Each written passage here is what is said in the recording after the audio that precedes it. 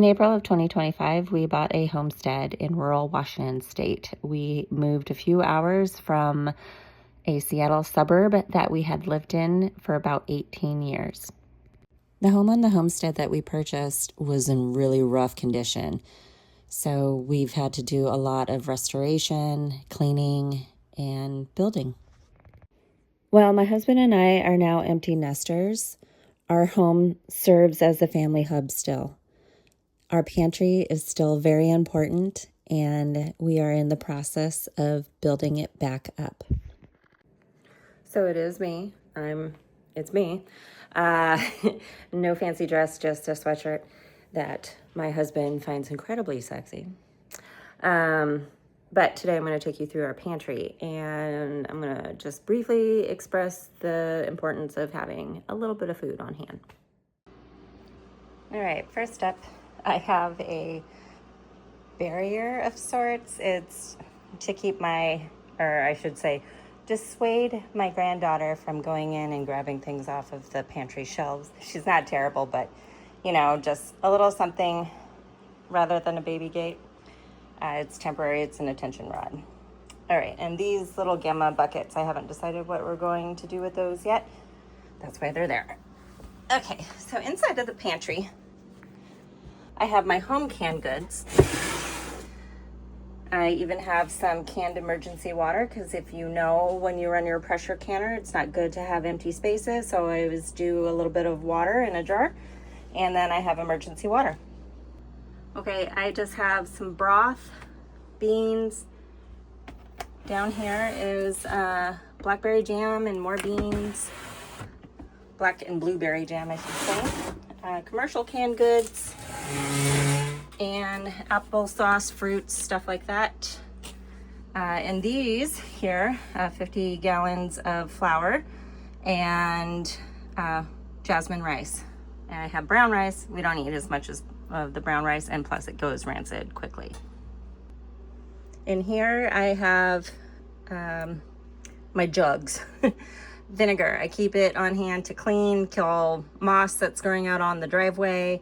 Apple cider vinegar for eating, consuming, emergency water again, and a couple gallons of molasses. I make my own brown sugar. Some drink mixes like hot cocoa mix, instant coffee. This is our cold brew stuff. I haven't figured out where this is going to go yet.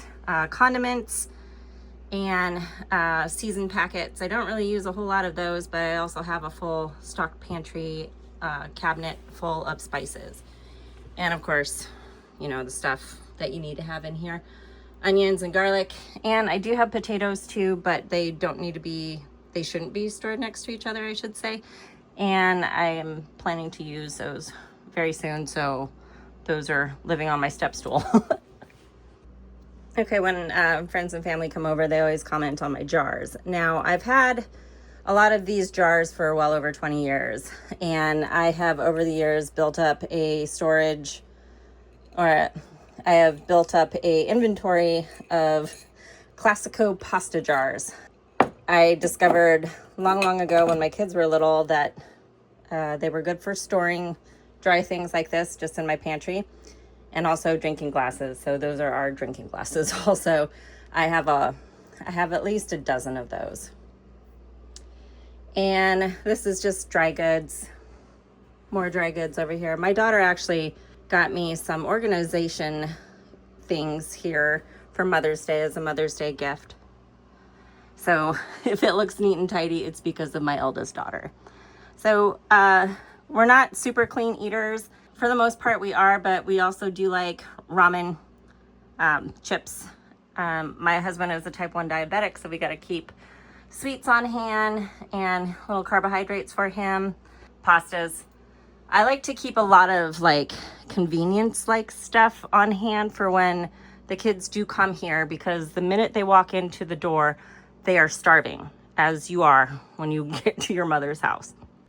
You'll notice a few plant-based things. We are not vegans. No one in our family is a vegan. However, we do have a dairy intolerance. So we cannot consume dairy as a family, with the exception of John and Trevor's girlfriend, who get to enjoy Tillamook cheese.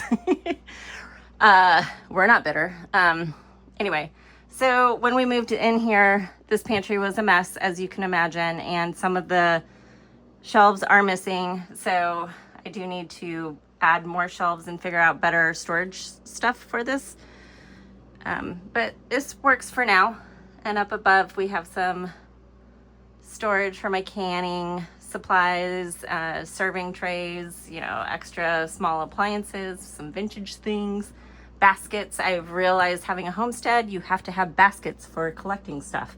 And one more thing about this pantry, I do have my small appliances here. The KitchenAid lives up there because it was too tall for here. This pantry has a couple outlets. So in theory, I could plug something in here. If I had a microwave, this would be a great place for it. I haven't had a microwave in 20 some years, so, you know, it's lost on me, but something might go here. Maybe my ice machine, I'm not sure. Oh, and over here is our deep freezer. So in the spring, we buy a half a cow and sometimes a whole hog. And that pretty much feeds us throughout the year. And I do a lot of super cube preserving in this way, where I just make extra and then I freeze it so I have a ready-made meal for convenience. So like steak chili, mashed potatoes, cottage pie, red mashed potatoes, cream of mushroom soup, that kind of thing. So I keep the baking goods out here. Or that's where my granddaughter's stuff is. I keep them out here. As you can see, the cabinets need to be refinished. Because baking stuff for me, I need it to be readily accessible. Just like my spices. Now that you've seen what we have, let me tell you why it's important to me to keep a pantry stocked. The obvious reason is to feed us, and it's easy just to eat from the pantry rather than going out to eat. We're not rich folks, we're artists, so, you know. While it is just John and I, we do have adult kids that live very close by, and in our family, Mom's house is where you come to get fed. We live in Washington State. Western Washington State, to be exact. And I don't know if you know about this place, but it ain't cheap. We could have jumped on the bandwagon and moved south for, you know, cheaper cost of living, or moved back to our ancestral Midwestern roots. But, you know, this is home. I was built for the cold, dark, wet rain. Basically, my inner bog witch thrives here. And also, you know, now we're on our third generation here in Washington, so I'm rooted. With knowing that cost, we have to be frugal. We have to shop sales. I basically did that this season since we weren't able to keep a garden this year because of the move, or last year. You know, I shop sales. I put away what I could in the freezer or canned up what I could, or we did harvest a few things from the property that was already established. And, you know, I did plant one zucchini plant, but that doesn't count.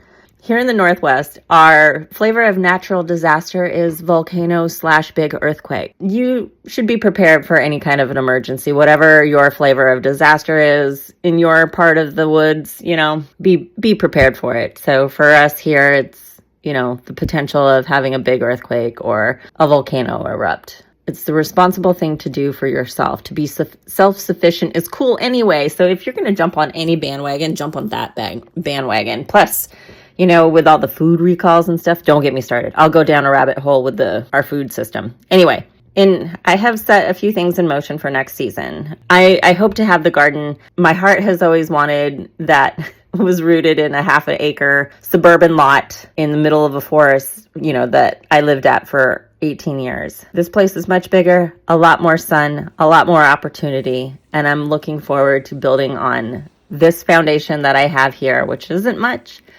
And I'm hoping to have an abundant harvest next year.